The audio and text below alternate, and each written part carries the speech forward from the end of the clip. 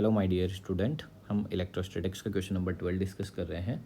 ये जो क्वेश्चंस हैं ये सभी PYQs हैं, ठीक है। तो ये जो PYQ 2016 का क्वेश्चन है, two identical charge sphere suspended from a common point by a massless string of length L are initially at a distance D apart because of their mutual repulsion. The charges being to leak from both the spheres at a constant rate. As a result, the sphere approaches each other with a velocity v. Then v varies as a function of the distance x between the sphere. देखो question में क्या बोला गया है कि यहाँ कोई common point है, यहाँ से हमने टू स्फेयर्स को, ठीक है, हैंग किया हुआ है। ये फर्स्ट स्फेयर है और ये क्या है, सेकंड स्फेयर है। और ये जो है ये मासलेस स्ट्रिंग L से है और इन दोनों के बीच की जो डिस्टेंस है वो हमें क्या दी हुई है, जिन्हें D की मतलब, ठीक है। अब ये जो D है ये जो है ये वेरी वेरी लेस है, ठीक है, एज़ कम्पेयर टू L। और ये जो है इन दोनों पे रिपल्सन फोर्स लग रहा है, ठीक है। इस पे फोर्स F, इस पे फोर्स F, ओके। और यहाँ पर ध्यान से देखना, ये एंगल क्या है, थीटा है। सपोज़ कीजिए अगर ये एंगल थीटा है तो यहाँ पर ये एंगल भी क्या होगा, थीटा हो जाएगा, ठीक है। अब ध्यान से सुनना, अगर ये एंगल थीटा है तो इस स्ट्रिंग पे जो टेंशन लग रही होगी वो टी टेंशन है। तो इस टी टेंशन के क्या करेंगे हम, कंपोनेंट करेंगे। तो इस डायरेक्शन में जो आएगा वो क्या आ जाएगा, टी कोस थीटा। और इस वाली डायरेक्शन में जो कंपोनेंट आएगा टी का वो आ जाएगा टी साइन थीटा, ठीक है। टेंशन के क्या कंपोनेंट, टू कंपोनेंट हो जाएंगे। एक हो जाएगा हमारे पास क्या, टी कोस थीटा, और एक हमारे पास क्या हो जाएगा, टी साइन थीटा, ठीक है। इस टेंशन के कंपोनेंट कर दिए अपन ने। तो यहाँ से हम इक्वेशन ये बना सकते हैं कि टी साइन थीटा जो है वो किसके बराबर हो जाएगा, इलेक्ट्रोस्टैटिक फोर्स के बराबर हो जाएगा, एफ के बराबर। और यहाँ से ये भी बोल सकते हो आप कि टी साइन थीटा जो है वो एफ के बराबर हो जाएगा। और एफ इलेक्ट्रोस्टैटिक फोर्स है तो के क्यू स्क्वायर बाई, ठीक है, के Q1 Q2 को मैंने यहाँ पर दोनों पे चार्ज जो है वो Q ले लिया है मैंने, के क्यू स्क्वायर। और इन दोनों के बीच पे किसी इंस्टेंट पे जो डिस्टेंस है उसको हम क्या बोल देते हैं, x बोल देते हैं, ठीक है। तो के क्यू बाई एक्स स्क्वायर, ठीक है। यहाँ चाहो तो आप लिख सकते हो कि let the distance between the charges is x, okay. यहाँ पर जो है, क्योंकि यहाँ पर ये क्या है, the charges being leak from the both the sphere eight a constant rate, ठीक है। तो यहाँ पर हम दोनों के बीच की डिस्टेंस को क्या है, किसी टाइम इंस्टेंट पे, पर्टिकुलर इंस्टेंट पे दोनों के बीच की डिस्टेंस को क्या ले लिया, x ले लिया, ठीक है। तो यहाँ पर मेरी इक्वेशन नंबर फर्स्ट बन जाएगी। सेम टू सेम हम क्या करेंगे, यहाँ से दूसरी इक्वेशन बनाएंगे, T cos theta equals two, देखो डायग्राम से दिख रहा होगा, टी कोस थीटा। अब इस टी कोस थीटा को बनाने के लिए कौन आएगा, mg, ठीक है। FVD जो बनाएंगे हम, तो यहाँ पर क्या आ जाएगा, mg। तो यहाँ पर mg टी कोस थीटा को लिए बैलेंस है। अब from equation first and second से बात करें तो हम बात करेंगे from equation first and second. तो फर्स्ट एंड सेकेंड से बात करेंगे तो टी साइन थीटा और टी कोस थीटा, टी से टी कैंसिल आउट हो जाएगा, ये कितना हो जाएगा, टेन थीटा हो जाएगा, ठीक है। अब यहाँ पर क्या हो जाएगा, एफ ई, तो ये हो जाएगा के Q square by x square.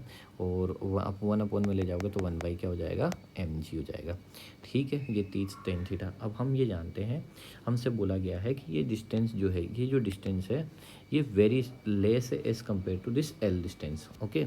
L की ये जो डी है वो एल की कंपेरिजन में क्या है, बहुत स्मॉल है। जब ये अगर बहुत ज़्यादा स्मॉल है तो ये एंगल भी क्या होगा, बहुत ज़्यादा स्मॉल होगा। और जब भी कभी इस एंगल बहुत ज़्यादा स्मॉल होता है, थीटा जो है वो बहुत ज़्यादा छोटा होता है, तो उस केस में साइन थीटा किसके बराबर हो जाता है, टेन थीटा। मतलब अगर थीटा स्मॉल होता है तो साइन थीटा और टेन थीटा सब इक्वल हो जाते हैं। तो यहाँ से मैं क्या करना चाहता हूँ, इस डायग्राम से साइन थीटा की वैल्यू निकालना चाहता हूँ। अब इसमें ध्यान से सुना, ये थीटा है, अब साइन थीटा की वैल्यू निकालना चाहता हूँ। तो साइन थीटा होता है हमारे पास परपेंडिकुलर अपॉन हाइपोटेनियस। तो थीटा के सामने वाला परपेंडिकुलर, तो ये तो कितना हो जाएगा, x/2। और हाइपोटेनियस जो है ये लेंथ l हो जाएगी, ठीक है। तो x/2/l हो जाएगा। तो यहाँ से साइन थीटा की वैल्यू क्या लिख सकता हूँ मैं, x/2/l। तो इसको आप ऐसे भी लिख सकते हो कि sine theta equals to x/2l। ये है हमारे पास साइन थीटा की वैल्यू होगी, ठीक है। तो टेन थीटा जो है वो इक्वल हो जाएगा किसके, साइन थीटा के। तो यहाँ से अपन ने क्या कर लिया, टेन थीटा की जगह रख दिया अपन ने साइन थीटा। तो के Q square by x square ये रहा, 1/mg ये रहा। साइन थीटा, अगर साइन थीटा की वैल्यू क्या रख सकते हैं, x/2l रख सकते हैं। ये क्यों करा है टेन थीटा, क्योंकि अगर थीटा बहुत ज़्यादा स्मॉल होता है तो साइन थीटा अप्रोक्सीमेटली किसके हो जाता है, टेन थीटा के इक्वल हो जाता है। तो यहाँ से हमने x/2l रख दिया, तो ये हो जाएगा के Q square by x square into mg, ठीक है, 1/mg। यहाँ से मैं क्या करना चाहता हूँ कि मैं क्यू स्क्वायर की वैल्यू फाइंड आउट करना चाहता हूँ, तो क्यू स्क्वायर को अपन क्या कर सकते हैं, वन साइड पे ले लेते हैं और बाकी सबको अदर साइड पे। तो यहाँ से क्यू स्क्वायर को वन साइड पे लेंगे तो यहाँ पर x cube m g by 2KL हो जाएगा। ठीक है, ये इस क्यू स्क्वायर को मैंने क्या करा, यहाँ पर क्यू स्क्वायर को यहीं रहने दिया, बाकी सारी टर्म्स को उधर क्रॉस मल्टीप्लाई में ले गया मैं। ठीक है, तो यहाँ पर जो है, यहाँ पर अपने को इस टर्म्स को मैं उधर ले गया हूँ, तो यहाँ से एक्स स्क्वायर और एक्स क्यूब हो गया है, एम जी ऊपर ट्रांसफ़र हो गया, 2L और K नीचे ट्रांसफ़र हो गया। तो यहाँ से x की वैल्यू आ जाएगी x cube m g by 2KL। यहाँ से q की वैल्यू अगर अपन निकालना चाहें तो एम जी बाई 2KL तो ऐसा ही रहेगा रूट में, इसको x की पावर 3/2 लिख लेते हैं। x की पावर 3 पहले ही था, हाफ पावर और था, तो यहाँ पर कितना हो जाएगा, x की पावर 3/2। अब ध्यान से देखना, ये जो है देखिए, अब मैं क्या कर लेता हूँ, इसका डिफ्रेंशिएशन कर लेता हूँ। तो पहले तो मैं यही स्टेप दोबारा लिख रहा हूँ, 2KL एक्स की power 3/2 differentiate with respect to T के रेस्पेक्ट में। तो यहाँ से क्या हो जाएगा, dQ/dt।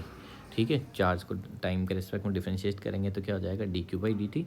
तो यहाँ पर अगर अपन dQ/dt करेंगे तो यहाँ से अपना आ जाएगा mg/2KL, mg/dKL हो गया, और x की पावर 3/2 है तो 3/2 x की पावर 3/2 माइनस 1 हो जाएगा। ठीक है, ये हमने, और साथ के साथ क्या हो जाएगा, dx/dt भी होगा, dx/dt भी होगा, क्योंकि हमने टाइम के रेस्पेक्ट में डिफ्रेंशिएट किया है। हमने इसको किसके रेस्पेक्ट में कराया, टाइम के रेस्पेक्ट में देखा। अब ध्यान से सुना, हमें यहाँ बोला गया है the charge being leak from both the spheres at a constant rate. Constant rate से चार्ज मीन्स क्या है, dQ/dt जो है वो क्या दिया हुआ है, कांस्टेंट दिया हुआ है, ये हमें क्वेश्चन में बोला गया है। तो यहाँ से मैं क्या करता हूँ, और हमें पता है कि dx/ जो dt होता है डिस्प्लेसमेंट अपॉन टाइम, तो उसे क्या बोलते हैं, हम वेलोसिटी बोलते हैं। ठीक है, तो मैं यहाँ से क्या करता हूँ, dQ/dt जो है वो हो जाएगा √mg/2KL 3/2 x की पावर 3/2। इसको सोल्व कर लेते हैं, x की पावर 3/2 तो यहाँ पर ये 3/2 x की पावर 3/2 माइनस 1 कितना हो जाएगा, यहाँ से 1/2 हो जाएगा, और इसको क्या बोलते हैं, वेलोसिटी। अब इस वेलोसिटी को एक साइड रहने देता हूँ और बाकी सारी टर्म्स को अनदर साइड भेज देता हूँ, तो √2KL अपॉन, ठीक है, mg, और ये क्या हो जाएगा 2/3। ठीक है, मैंने क्या किया है, v को यहीं रहने दिया, और ये dQ/dt अभी भी चल रहा है, और ये जो है ये x की पावर 3/2 भी कहाँ जाएगा, डिनोमिनेटर पार्ट में आ जाए। और ये जो आप देख रहे हो न्यूमरेटर वाला पार्ट, ये सारा पार्ट क्या है, कांस्टेंट है। सारा पार्ट क्या है, कांस्टेंट है, कि dQ/dt कांस्टेंट बोला गया, ये सारी वैल्यूज़ क्या है, कांस्टेंट है। तो मैं ये बोल सकता हूँ कि यहाँ पर ये है जो कांस्टेंट अपॉन x की पावर क्या हो जाएगी, 1/2। तो यहाँ से अगर अपन लिखें तो v is proportional to x की पावर माइनस 1/2 लिख सकते हैं। तो ये कौन सा ऑप्शन हो जाएगा, ऑप्शन नंबर 4। आई होप आपको ये पूरा क्वेश्चन समझ में आया होगा। Thank you.